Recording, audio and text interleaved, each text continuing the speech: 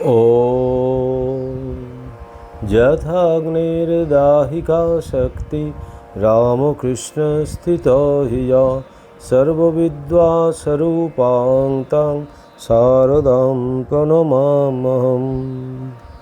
नमः श्रीज्योतिराजाय विवेकानन्दसूरये सच्चिदसुखस्वरूपाय स्वामिने तापहारिणे। বেদান্ত কি ও কেন? স্বামী বিবেকানন্দের লেখা এই গ্রন্থ থেকে পাঠ চলছে। গতকালের পর আজকে প্রশ্ন 24। আমি যদি আত্মাই হই তবে তা বুঝতে পারছি না কেন? স্বামীজি বলছেন, আমরা হ্রদের তলদেশ দেখিতে পাই না, কারণ উহার উপরিভাগ ক্ষুদ্র ক্ষুদ্র তরঙ্গে আবৃত। যখন তরঙ্গগুলি শান্ত হয়, জল স্থির হইয়া যায়, তখনই কেবল উহার তলদেশের ক্ষণিক দর্শন পাওয়া সম্ভব। যদি জল ঘোলা থাকে বা উহা ক্রমাগত নড়িতে থাকে, তাহা হইলে উহার তলদেশ কখনোই দেখা যাইবে না। যদি উহা নির্মল থাকে এবং উহাতে একটিও তরঙ্গ না থাকে, তবেই আমরা উহার তলদেশ দেখিতে পাইব। হ্রদের তলদেশ আমাদের প্রকৃত স্বরূপ। হ্রদটি চিত্ত এবং উহার তরঙ্গগুলি বৃত্তিস্বরূপ। প্রশ্ন 25। বেদান্ত বলছে একমাত্র ব্রহ্মই অসীম ও অনন্ত। তাহলে বস্তু, ম্যাটার, দেশ, স্পেস, কাল, টাইম ইত্যাদি কি অসীম ও অনন্ত নয়? কাল অর্থাৎ যুগ, কল্প, বৎসর, মাস, দিন ও মুহূর্ত প্রভৃতি সময় জ্ঞাপক পদার্থ, যাহার অনুভবে সূর্যের গতি আমাদের প্রধান সহায়। ভাবিয়া দেখিলে সেই কালটিকে কি মনে হয়? সূর্য অনাদি নহে, এমন সময় অবশ্য ছিল যখন সূর্যের সৃষ্টি হয় নাই। আবার এমন সময় আসিবে যখন আবার সূর্য থাকিবে না। ইহা নিশ্চিত। তাহা হইলে অখণ্ড সময় একটি অনির্বচনীয় ভাব বা বস্তুবিশেষ, ভিন্ন আর কি। আকাশ বা অবকাশ বলিলে আমরা পৃথিবী বা সৌরজগৎ সম্বন্ধীয় সীমাবদ্ধ জায়গা বিশেষ বুঝি, কিন্তু উহা সমগ্র সৃষ্টির অংশ বই আর কিছুই নয়। এমন অবকাশও থাকা সম্ভব যেখানে কোনো সৃষ্ট বস্তুই নাই। অতএব অনন্ত আকাশও সময়ের মতো অনির্বচনীয় একটি ভাব বা বস্তু বিশেষ। একটু এগো, দেখিবে সময়ও যাহা, আকাশও তাহাই। কোনো সরল রেখাকে অনন্ত রূপে প্রসারিত করিলে ওই রেখাটি এক বৃত্তে পরিণত হয়। যেখান হইতে রেখাটি প্রসারিত হইয়াছিল আবার সেই বিন্দুতে ফিরিয়া আসে। যেখান হইতে আরম্ভ করিয়াছিলেন সেখানেই ফিরিয়া যাইতে হইবে। যাহাকে আমরা জড় বলি, তাহার অস্তিত্ব নাই। উহা কেবল শক্তির এক বিশেষ অবস্থা মাত্র। প্রকৃতিকে আপাতত অনন্ত বলিয়া মনে হয় বটে, কিন্তু বাস্তবিক উহা সসীম। সকল জিনিসই কেবল তরঙ্গের ন্যায় একবার উঠিতেছে, আবার পড়িতেছে। সূক্ষ্ম অব্যক্তভাবে একবার লয়, আবার স্থূল ব্যক্তভাবে প্রকাশ। সমুদয় প্রকৃতিতেই এই ক্রমসংকোচ ও ক্রমবিকাশ প্রক্রিয়া চলিতেছে। সুতরাং সমুদয় ব্রহ্মাণ্ড প্রকাশের পূর্বে অবশ্যই ক্রমসংকুচিত বা অব্যক্ত অবস্থায় ছিল, এখন বিভিন্ন রূপে ব্যক্ত হইয়াছে, আবার ক্রমসংকুচিত হইয়া অব্যক্ত ভাব ধারণ করিবে। ব্যক্ত অর্থাৎ স্থূল অবস্থা, কার্য, আর সূক্ষ্ম ভাব উহার কারণ। সর্বদর্শনের জনকস্বরূপ মহর্ষি কপিল অনেক দিন পূর্বে প্রমাণ করিয়াছেন নাশ কারণলয়। যদি এই টেবিলটির নাশ হয় তো উহা কেবল উহার কারণ রূপে ফিরিয়া যায় মাত্র, সেই সূক্ষ্ম রূপও পরমাণুতে ফিরিয়া যাইবে, যাহাদের সম্মিলনে এই টেবিল নামক পদার্থটি উৎপন্ন হইয়াছিল। মানুষ যখন মরে তখন যে সকল পদার্থে তাহার দেহ নির্মিত, সেগুলিতেই সে ফিরিয়া যায়। ধ্বংস হইলে এই পৃথিবী যে পদার্থ সমষ্টি ইহাকে এই আকার দিয়াছিল, তাহাতেই ফিরিয়া যাইবে। ইহাকেই বলে নাশ, কারণে লয়। সুতরাং আমরা শিখিলাম কার্য কারণের সহিত অভিন্ন, কারণ হইতে পৃথক নহে। কারণটি রূপ বিশেষ ধারণ করিয়া কার্য নামে পরিচিত হয়। যে শক্তি ধীরে ধীরে নানা সোপানের মধ্য দিয়া পূর্ণ মনুষ্যরূপে পরিণত হয়, তাহা কখনো শূন্য হইতে উৎপন্ন হইতে পারে না। তাহা কোথাও না কোথাও বর্তমান ছিল।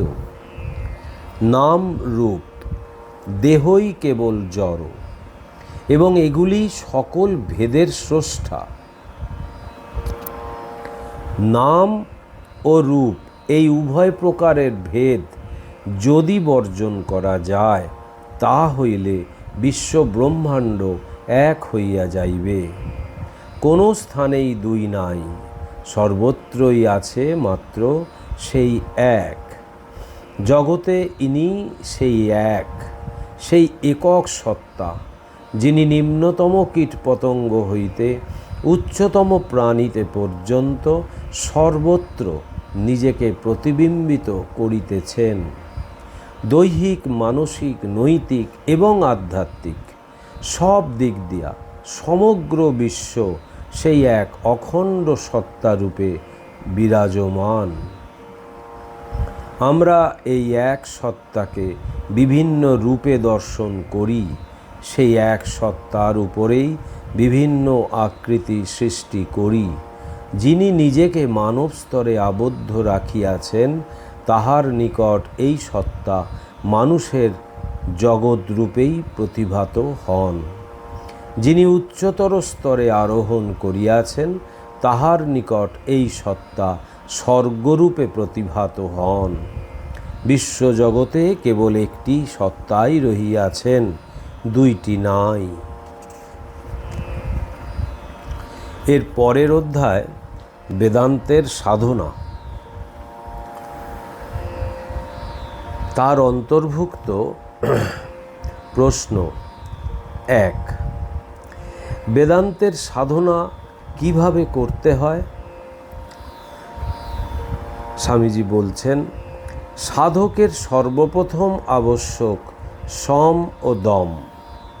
মনকে সংযত করিবার জন্য আমাদিগকে প্রথমে এই ইন্দ্রিয়গুলিকে সংযত করিতে হইবে। বাহ্য ও আন্তর বিষয় মনের গতিরোধ করা এবং ইন্দ্রিয়গুলিকে স্বস্থানে সংযত রাখা, ইহাই হইল সম ও দম শব্দের অর্থ। মন বা অন্তরিন্দ্রিয় সংযম হইল সম এবং চক্ষুরাদি বহিরিন্দ্রিয়ের সংযম দম।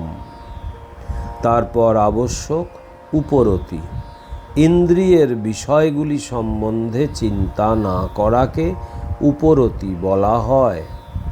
পরবর্তী সাধন হইল তিতিক্ষা। দুঃখ প্রতিরোধ করিবার অথবা দূর করিবার চিন্তামাত্র না করিয়া মনের মধ্যে কোনো প্রকার দুঃখময় অনুভূতি বা অনুশোচনা না রাখিয়া সর্ববিধ দুঃখের যে সহন, তাহাই তিতিক্ষা। অতঃপর যে সাধনার প্রয়োজন, তাহা শ্রদ্ধা, ধর্ম ও ঈশ্বরে প্রগাঢ় বিশ্বাস থাকা দরকার। তারপর সমাধান, অর্থাৎ মন ঈশ্বরে একাগ্র করিবার নিয়ত অভ্যাস। কোনো কিছুই একদিনে সম্পন্ন হয় না। ধর্ম একটি বটিকার আকারে গিলিয়া ফেলা যায় না। ইহার জন্য প্রতিনিয়ত কঠোর অনুশীলন প্রয়োজন। কেবল ধীর ও নিয়ত অভ্যাস দ্বারা মনকে জয় করা যায়। তারপর মুমুক্ষুত্ব, মুক্তি লাভের তীব্র ইচ্ছা। সাধনার পরবর্তী সোপানটিও খুব শক্ত। ইহা হইল নিত্যানিত্য বিবেক, অর্থাৎ সত্য ও অসত্য, নিত্য ও অনিত্যের বিচার। কেবল ঈশ্বরই নিত্য, আর সব কিছুই অনিত্য। আত্মার সম্বন্ধে প্রথমে শুনিতে হইবে, উহা লইয়া মনন অর্থাৎ বিচার করিতে হইবে, অতঃপর উহার নিদিধ্যাসন অর্থাৎ ধ্যান করিতে হইবে। প্রশ্ন 2, সবচেয়ে বেশি প্রয়োজন কোনটির? ব্যাকুলতা। ওইটে যত বেড়ে যাবে ততই প্রতিবন্ধক রূপ মেঘ কেটে যাবে, ততই শ্রদ্ধা দৃঢ়তর হবে। ক্রমে আত্মা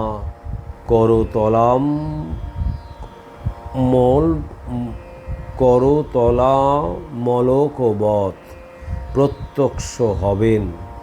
অনুভূতি ধর্মের প্রাণ।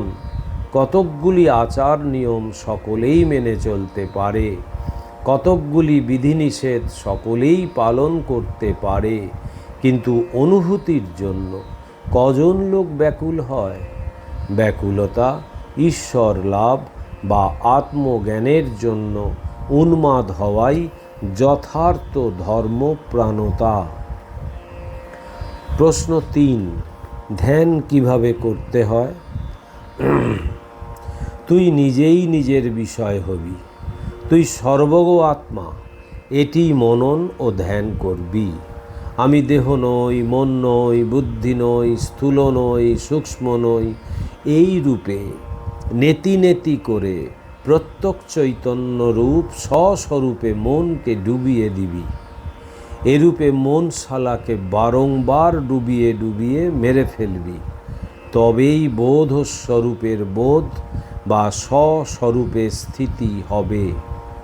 ধ্যাতা ধ্যেয় ধ্যান তখন এক হয়ে যাবে। জ্ঞাতা জ্ঞেয় জ্ঞান এক হয়ে যাবে। নিখিল অধ্যাসের নিবৃত্তি হবে। একেই শাস্ত্রে বলে ত্রিপুটি ভেদ। ওইরূপ অবস্থায় জানাজানি থাকে না। আত্মাই যখন একমাত্র বিজ্ঞাতা, তখন তাকে আবার জানবি কি করে? আত্মাই জ্ঞান, আত্মাই চৈতন্য, আত্মাই সচ্চিদানন্দ।